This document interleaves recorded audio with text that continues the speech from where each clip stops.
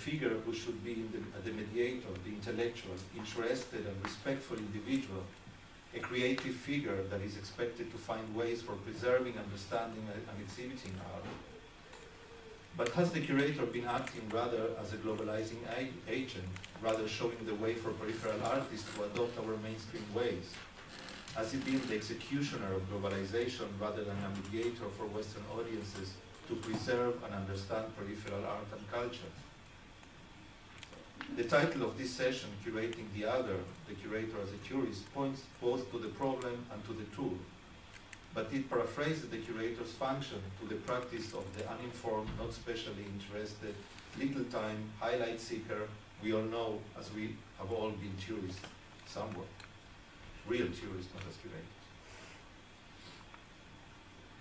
And if we take it further on to the exhibition of peripheral works of art as souvenirs, rather than as the product of exhaustive research and deep understanding, which seems to be the case in more than one exhibition.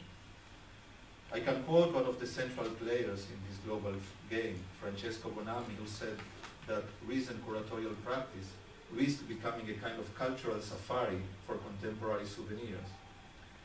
He also said, we travel to prove through the discovery of the unknown our knowledge of it.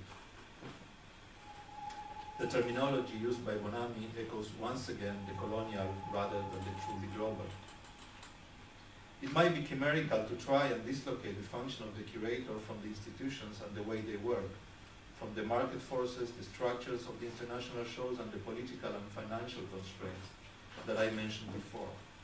In fact, that is why I took some time in describing this vast machine, which needs to be desiccated and criticized as part of any criticism of the curatorial practice. We might easily depict the curator as a small screw in this machine, but then it is still imperative to ask the questions and be constantly aware of the challenges we are confronted with, even if we do not have the answers, even if time and budget constraints are always going to leave us with no time or energy to pursue our work as we believe we have to do. The role of the international curator in selecting artists and in curating show has been steadily highlighted in the last 2 decades as well. A generation of young curators took over the institutional world and the leading of big international shows. Their mobility, as Bonami said, is vertiginous. Some of them don't even have a proper home to come back to.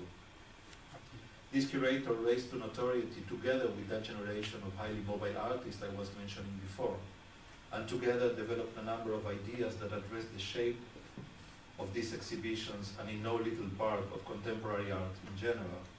And it is my opinion, as you already understood, that they were instrumental in the globalizing process of the art world I was describing before.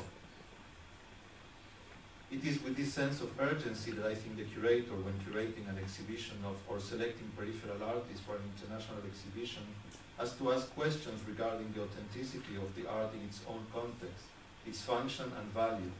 It is my belief that new ways and methods have to be found for the curator to do his job properly, one that will look for the local and the differences rather than from the universal and globalized, one that will encourage peripheral artists to stick to their tradition, putting on us, the artistic public on this side of the world, the responsibility to understand and respect it.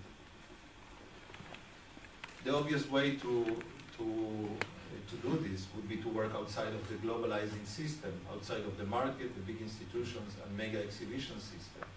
That would probably give more time for research and understanding, more contact with the works in their original state than with the artists in hotel lobbies. An important suggestion I can make would be to address and redefine the issue of the public, of our public. In the end, we are forcefully smoothing out a multicultural world of our homogeneous art crowd, while most of our societies are in fact multiculturals in themselves. Changing, or at least expanding our public, would be a factor that would help redefine the issue of the periphery. In a society of immigrants, the issue of the diaspora will be meaningless as well. Another way could be reviewing and adapting anthropological methodologies to reivindicate the status of ornament, of craft, and of the social function of art. Or maybe what we have to do is to look back into our own art, European, conceptual, and Christian art with different eyes, and search back for its social meaning, to see it again as part of our cultures and not only that of the rich and powerful.